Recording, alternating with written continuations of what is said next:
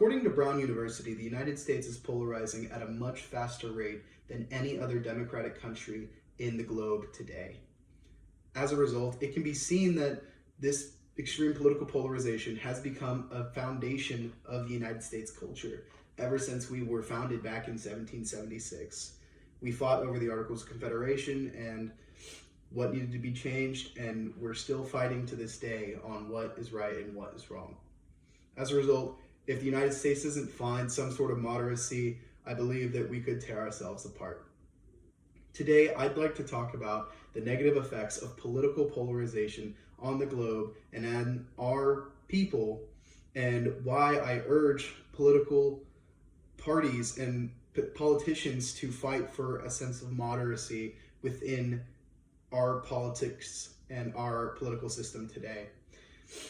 In order to do this, I'll be discussing the definition of moderation in itself, as well as providing examples of history in which extreme political polarization has led to disasters, and examples of history in which moderation has led to great advancement and success. Therefore, to elaborate upon my claim, let's move on to discuss the definition and origin of moderation. According to Merriam-Webster, moderation can be defined as avoiding extremes so that limits can be observed reasonably. Thus, that definition in itself tells us that extremes are going to be outliers in a sense, whether that be within math, science, or political speech. Going towards one extreme and going to the other is something that is just going to continuously tear each other down. In doing so, we don't leave room for improvement, and we simply allow ourselves to build up a sense of anger towards each other. Merriam-Webster shows us that avoiding extremes is the definition of moderacy, and as a society, we haven't done that. Additionally, this idea of moderation can be tracked all the way back to ancient Rome. According to philosopher Plato, moderacy in all things is the best policy. This philosophical idea was stated way before our time and at the beginning of democracy itself.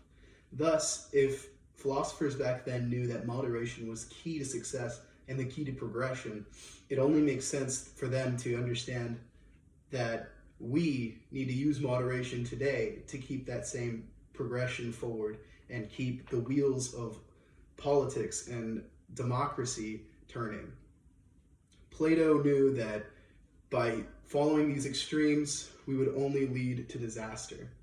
Additionally, George Washington said the same thing when he decided to talk about political parties following his first presidency. He really stated that he did not want political parties to be formed because he didn't want this polarization within the United States. As a result, we've seen how these two topics show that moderation is the avoidance of extremes. And now that we can understand moderacy, let's move on to how extreme political polarization has destroyed and led to disastrous events. One of the first events I'd like to mention that in which political extremism has led to disaster is the Great Depression. According to Cambridge University, the Great Depression was correlated directly to extreme political right politicians.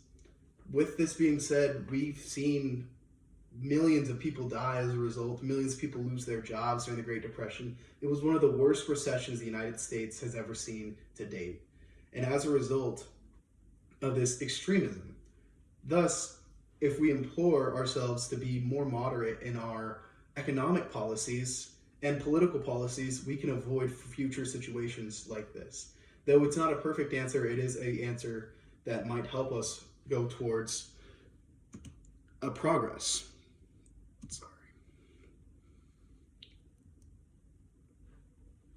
So the Great Depression was a time of sadness, and additionally, we've seen the same destruction with the Korean War. The Korean War saw a divide within the whole of Korea over extreme political polarization with the North and the South. As a result, the Korean War led to 2.5 million deaths, according to Britannica. This 2.5 million deaths is an extreme amount of bloodshed just because two sides of a country couldn't decide who was more right than the other. And because of this extreme political polarization, millions and millions of people would never get to see the next day of their lives. Thus, we see how this extreme political polarization can literally tear a country in half. And if we don't implore this same moderation, we might just end up like North and South Korea during the Korean War, in which we'll split our country in two, in which it almost happened during the Civil War, though thankfully we were able to find our way out of that mess.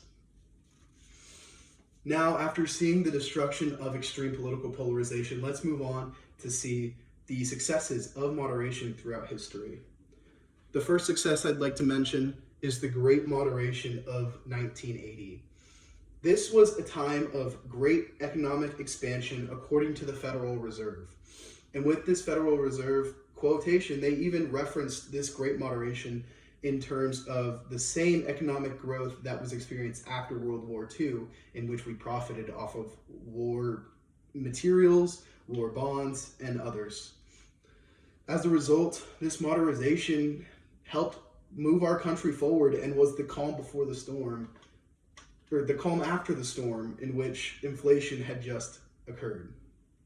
Additionally, another form of success of moderation throughout history is the three branches of government. According to Cornell, the three branches of government is a form of moderation in which checks and balances can be issued in order to ensure that no one branch becomes more powerful than the other. We know that this is a form of moderation because it is the whole reason the United States left Great Britain in the first place.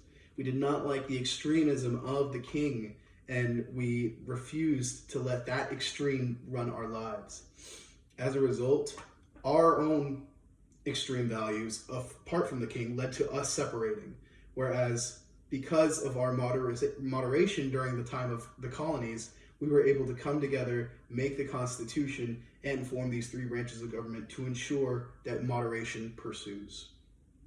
As a result, we've instilled more forms of moderation within our own three branches of government, such as veto powers, having the Senate and the House of Representatives, in which the two have a role to play with each other so that one doesn't rule the other. Now, after looking at the definition of moderacy and looking at the negative effects of extreme political polarization, and as well as the benefits of moderation, it is important that we keep this balance in our lives today. We need to fight for balance in our political structures today, and we need to urge our politicians to keep us grounded in this moderacy. Without it, this extreme political polarization is going to tear our country apart. And I truly would rather see our country succeed. Thus, moderation is key, and it is the key to the future. Thank you.